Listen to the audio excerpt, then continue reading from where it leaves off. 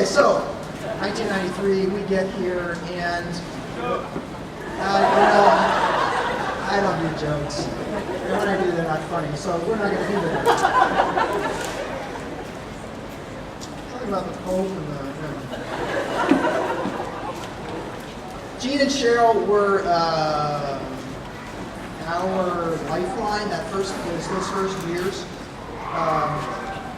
They were 20-year veterans at that point, and they helped us through our first adjustments to life here, and the first time we got ripped off by a con artist, and comforted us, and all that kind of stuff. You know what the first 2 years are like if you've done that.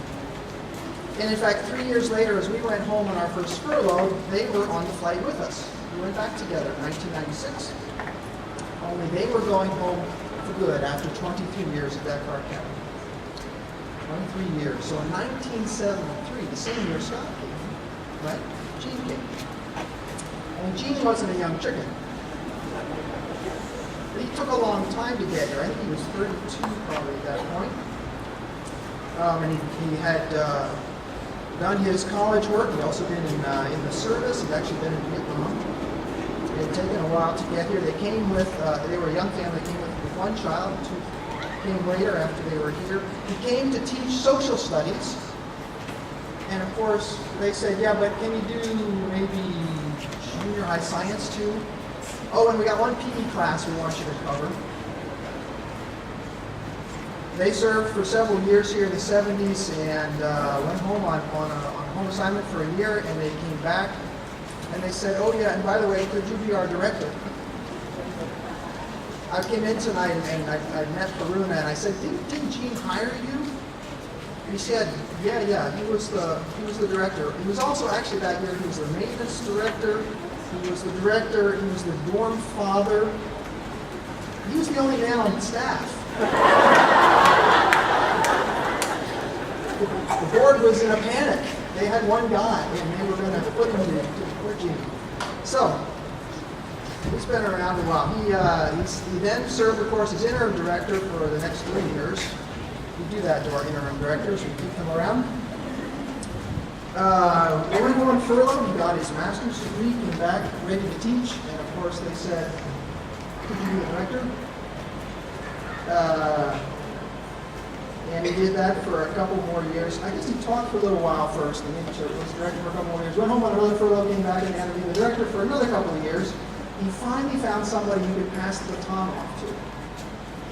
And then kept on teaching, and their last term was from 91 to 96.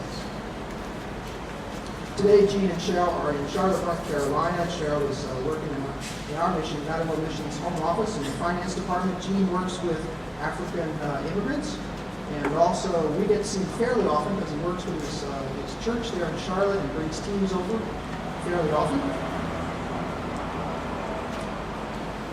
When Gene first came, he served under Thelma, the lady who founded the school. In his last term, he was here when those of us who were the oldest here, I came in 93, Deb Weisbart came in, I think, January 94. So there's some of us still around who were here when Gene was still here. He spans that gap. He is ultimately qualified, I think, to talk to us about the history of the school. My wife and I had gotten to know Gene and Cheryl very well through those first years, and in fact, even before then, we did a year together during our training. We got to know them and their children. Their middle son, Aaron, is sitting here. He's part of our Matador mission team. Brother Matt is planning on coming. He'll come soon. They're good people. Love the Lord and they love the school. Jim would do anything for the school when he was here. Teach anything they asked him to. We made it happen. It's a pleasure to be his friend, and I look forward to hearing what he has to say. Thanks.